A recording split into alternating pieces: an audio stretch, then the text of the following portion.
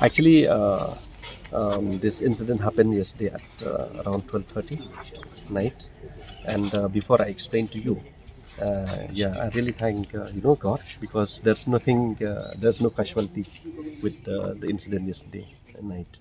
And just to explain to you, actually this incidents happened. I just personally analyzed after this incident. Okay, so I feel that this is because of the design, because the weight of the dome, is it's so heavy. Okay, weight of the dome, the material which the design has been kept especially for iron, steel, and different materials. Okay, and yesterday when I personally analyzed, I feel that this may be because of the design. It's because of design.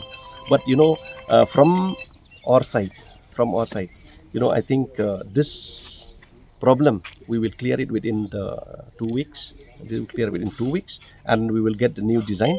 We will get a new design with light structure, especially for the dome portion. Just to inform you, in this building we have three sections. The left wing, the center wing, and the right wing. Okay, now everything is intact, only this dome portion where this steel structure have collapsed. Okay, so this will be clear within 2 weeks, and we will redesign with light structure, and at the same time, we will try to complete this new design maybe within 8 months or 9 months. Yes.